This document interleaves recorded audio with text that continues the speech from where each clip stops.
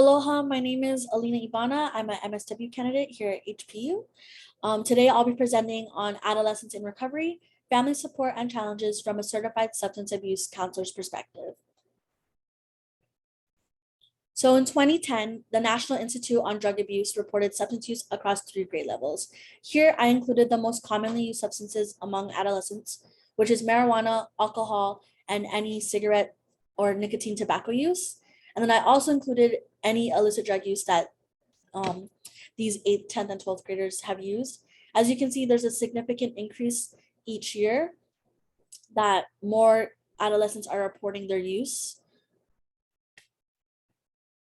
or more adolescents are using per year and per month. The National Center for Drug Abuse Statistics gathered data specifically in Hawaii among 12 to 17-year-olds. And then 7,000 of those reported using drugs.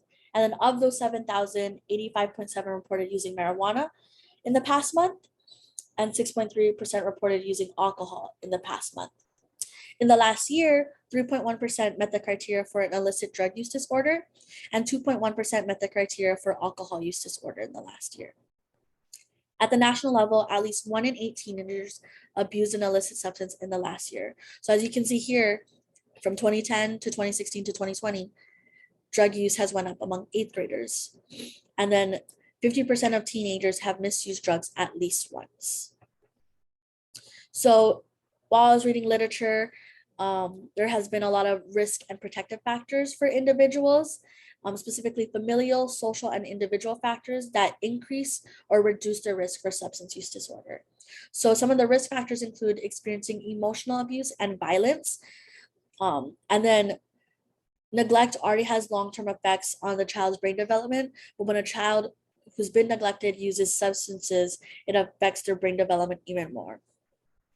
Adolescents who engage in deviant peer relationships, such as bullying, gang affiliation, peer pressure, and popularity, also increase their risk for substance use disorders.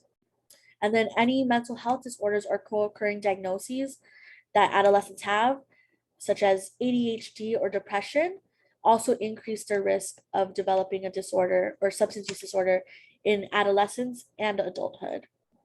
But there are some positives or protective factors. It's shown that families, joint family activities, or families who spend quality time together reduce adolescents' risk for substance use disorder. So JFAs are anything like watching TV together, playing a sport together, eating dinner together, something that the family does all together, and it's quality time spent together reduces that risk. And then parent communication is also shown. How parents talk about substance use to their kids and also how they even communicate with their child can reduce the risk for developing a substance use disorder. So using Bronfenbrenner's ecological systems theory, social work looks at the micro, meso, and macro.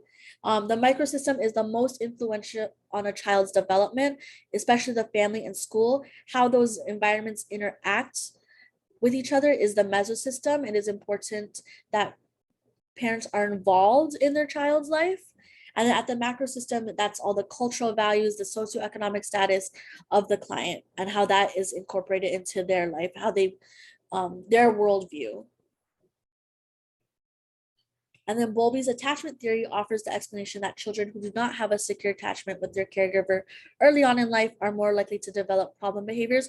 So if a child does not have a secure attachment within the first 2 years of life, delinquency, increased aggression, and depression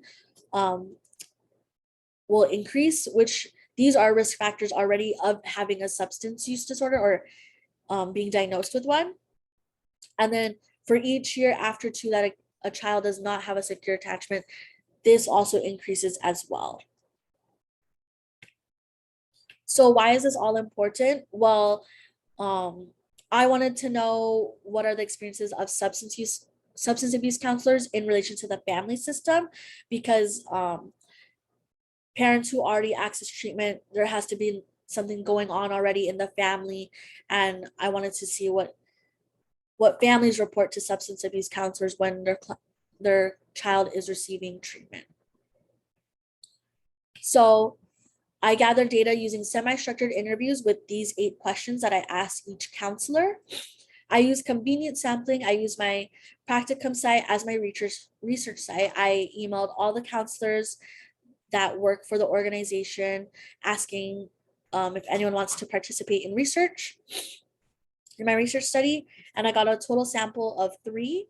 And then I used open coding with another researcher where we looked at the interview transcripts and gathered data or themes, common responses, and keywords from the data. So here is the keywords from the interviews responses. And here we asked how parents report when they first find out, how substance use affects the family, the adolescent substance use, what kind of treatment do they receive and how it's delivered, the progress that counselors see. Wanted to know what role does the family play in the treatment process, how the parents can support clients or their child through the treatment process, if cultural or family values were integrated into their treatment, and any suggestions that counselors have for families or parents to improve the treatment for their child. So overall, we see that spending time with their kids, wanting to know their kids, what's going on in their lives is very important. During and after treatment, parent engagement and involvement in the child's treatment process, in the child's life, is very important and crucial. And yeah, that's pretty much it. Thank you.